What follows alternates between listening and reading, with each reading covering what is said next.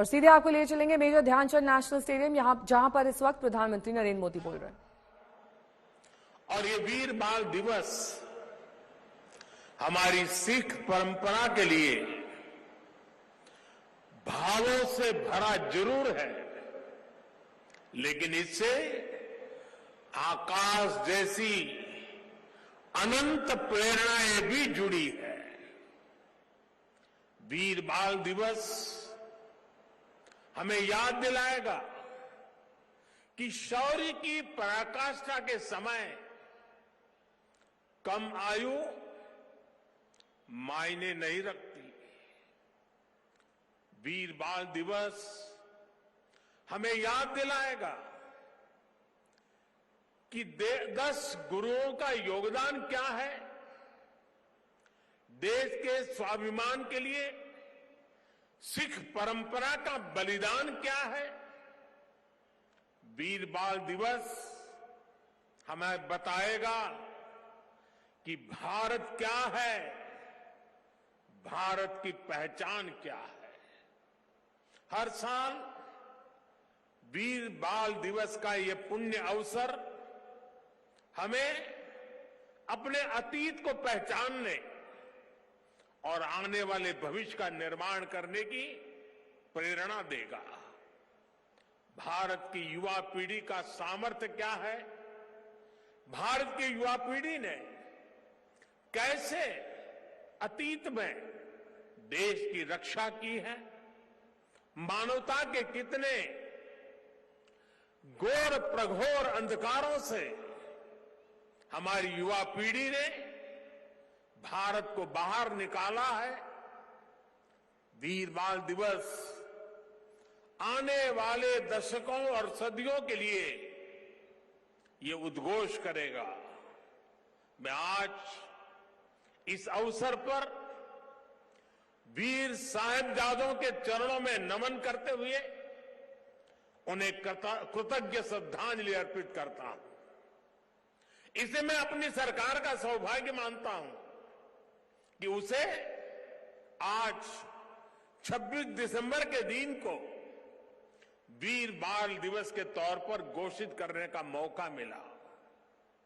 मैं पिता दशमेध गुरु गोविंद सिंह जी और सभी गुरुओं के चरणों में भी भक्ति भाव से प्रणाम करता हूं। मैं मातृशक्ति की प्रतीक माता गुजरी के चरणों में भी अपना शीश झुकाता हूं। साथियों, विश्व का हजारों वर्षों का इतिहास क्रूरता के एक से एक खौफनाक अध्यायों से भरा है। इतिहास से लेकर किंवदंतियों तक हर क्रूर चेहरे के सामने महानायकों और महानायिकाओं के भी एक से एक महान चरित्र रहे हैं। लेकिन ये भी सच है कि चमकौर और सरहिंद के युद्ध में जो कुछ हुआ वो भूतो न भविष्यति था। ये अतीत हजारों वर्ष पुराना नहीं है कि समय के पहियों ने उसकी रेखाओं को धुंधला कर दिया। ये सब कुछ इसी देश की मिट्टी पर केवल 3 सदी पहले हुआ। एक और धार्मिक कट्टरता और उस कट्टरता में अंधी इतनी बड़ी मुगल सल्तनत, दूसरी ओर ज्ञान और तपस्या में तपे हुए हमारे गुरु, भारत के प्राचीन मानवीय मूल्यों को जीने वाली परंपरा, एक और आतंक की पराकाष्ठा, तो दूसरी ओर अध्यात्म का शीर्ष, एक और मजहबी उन्माद, तो दूसरी ओर सब में ईश्वर देखने वाली उदारता। और इस सब के बीच एक और लाखों की फौज और दूसरी ओर अकेले होकर भी निडर खड़े गुरु के वीर साहबजादे। ये वीर साहबजादे किसी धमकी से डरे नहीं, किसी के सामने झुके नहीं। जोरावर सिंह साहब और फतेह सिंह साहब दोनों को दीवार में जिंदा चुनवा दिया गया। एक और नृशंसता ने अपनी सभी सीमाएं तोड़ दी, तो दूसरी ओर धैर्य, शौर्य, पराक्रम के भी सभी प्रतिमान टूट गए। साहिबजादा अजीत सिंह और साहिबजादा जुझार सिंह ने भी बहादुरी की वो मिसाल कायम की जो सदियों को प्रेरणा दे रही है। भाइयों और बहनों, जिस देश की विरासत ऐसी हो, जिसका इतिहास ऐसा हो,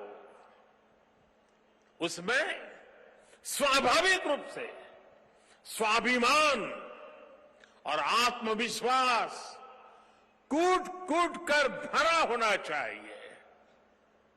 लेकिन दुर्भाग्य से हमें इतिहास के नाम पर वो गढ़े हुए नैरेटिव बताए और पढ़ाए जाते रहे, जिनसे हमारे भीतर हीन भावना पैदा हो।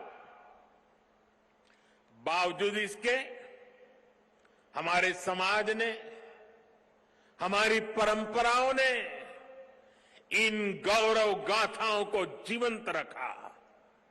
साथियों, अगर हमें भारत को भविष्य में सफलता के शिखरों तक ले जाना है, तो हमें अतीत के संकुचित नजरियों से भी आजाद होना पड़ेगा। इसलिए आजादी के अमृत काल में देश ने गुलामी की मानसिकता के मुक्ति का प्रण फूंका है। वीर बाल दिवस देश के उन पंच प्राणों के लिए प्राणवायु की तरह है।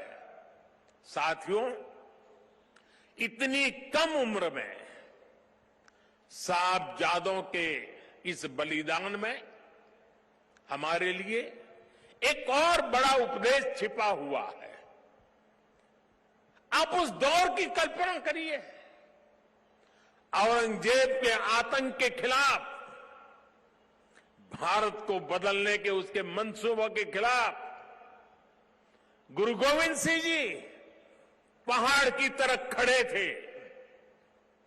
लेकिन जोरावर सिंह साहब और फतेह सिंह साहब जैसे कम उम्र के बालकों से औरंगजेब और उसकी सल्तनत की क्या दुश्मनी हो सकती थी। दो निर्दोष बालकों को दीवार में जिंदा चुनवाने जैसी दरिंदगी क्यों की गई? वो इसलिए क्योंकि औरंगजेब और उसके लोग गुरु गोविंद सिंह के बच्चों का धर्म तलवार के दम पर बदलना चाहते थे। जिस समाज में, जिस राष्ट्र में उसकी नई पीढ़ी जोर जुल्म के आगे घुटने टेक देती है, उसका आत्मविश्वास और भविष्य अपने आप मर जाता है। लेकिन भारत के वो बेटे, वो वीर बालक मौत से भी नहीं घबराए। वो दीवार में जिंदा चुन गए, लेकिन उन्होंने उन आतताई मंसूबों को हमेशा के लिए दफन कर दिया। यही किसी भी राष्ट्र के समर्थ युवा का सामर्थ्य होता है। युवा अपने साहस से समय की धारा को हमेशा के लिए मोड़ देता है। इसी संकल्प शक्ति के साथ आज भारत की युवा पीढ़ी भी देश को नई ऊंचाई पर ले जाने के लिए निकल पड़ी है और इसलिए अब 26 दिसंबर को वीर बाल दिवस की भूमिका और भी अहम हो गई है। साथियों, सिख गुरु परंपरा केवल आस्था और आध्यात्म की परंपरा नहीं है, ये एक भारत श्रेष्ठ भारत के विचार का भी प्रेरणा पुंज है। हमारे पवित्र गुरु ग्रंथ साहब से बड़ा इसका उदाहरण और क्या हो सकता है। इसमें सिख गुरुओं के साथ साथ भारत के अलग अलग कोणों से 15 संतों और 14 रचनाकारों की वाणी समाहित है। इसी तरह आप गुरु गोविंद सिंह जी की जीवन यात्रा को भी देखिए। उनका जन्म पूर्वी भारत में पटना में हुआ। उनका कार्यक्षेत्र उत्तर पश्चिमी भारत के पहाड़ी अंचलों में रहा और उनकी जीवन यात्रा महाराष्ट्र में पूरी हुई। गुरु के पंच प्यारे भी देश के अलग अलग हिस्सों से थे और मुझे तो गर्व है कि पहले पंच प्यारों में एक उस धरती से भी था, द्वारिका से, गुजरात से, जहां मुझे जन्म लेने का सौभाग्य मिला है। व्यक्ति से बड़ा विचार, विचार से बड़ा राष्ट्र, राष्ट्र प्रथम का ये मंत्र गुरु गोविंद सिंह जी का अटल संकल्प था। जब वो बालक थे तो ये प्रश्न आया कि राष्ट्र धर्म की रक्षा के लिए बड़ी बलिदान की जरूरत है। उन्होंने अपने पिता से कहा कि आपसे महान आज कौन है, ये बलिदान आप दीजिए। जब वो पिता बने तो उसी तत्परता से उन्होंने अपने बेटों को भी राष्ट्र धर्म के लिए बलिदान करने में संकोच नहीं किया। जब उनके बेटों का बलिदान हुआ तो उन्होंने अपनी संगत को देखकर कहा, 4 मुए तो क्या हुआ, जीवत कई हजार। अर्थात मेरे 4 बेटे मर गए तो क्या हुआ, संगत के कई हजार साथी, हजारों देशवासी मेरे बेटे ही है। देश प्रथम, नेशन फर्स्ट को सर्वोपरि रखने की ये परंपरा हमारे लिए बहुत बड़ी प्रेरणा है। इस परंपरा को सशक्त करने की जिम्मेदारी आज हमारे कंधों पर है। साथियों, भारत की भावी पीढ़ी कैसी होगी, ये इस बात पर भी निर्भर करता है वो किससे प्रेरणा ले रही है। भारत की भावी पीढ़ी के लिए प्रेरणा का हर स्रोत इसी धरती पर है। कहा जाता है कि हमारे देश भारत का नाम जिस बालक भारत के नाम पर पड़ा वो सिंहों और दानवों तक संहार करके थकते नहीं थे। हम आज भी धर्म और भक्ति की बात करते हैं तो भक्तराज प्रहलाद को याद करते हैं। हम धैर्य और विवेक की बात करते हैं तो बालक ध्रुव का उदाहरण देते हैं। हम मृत्यु के देवता यमराज को भी अपने तप से प्रभावित कर लेने वाले नचिकेता को भी नमन करते हैं। जिस नेत्री नचिकेता ने बाल्यकाल में यमराज को पूछा था, व्हाट इज डेथ, मृत्यु क्या होता है। हम बाल राम के ज्ञान से लेकर उनके शौर्य तक, वशिष्ठ के आश्रम से लेकर विश्वामित्र के आश्रम तक, उनके जीवन में हम पग पग पर आदर्श देखते हैं।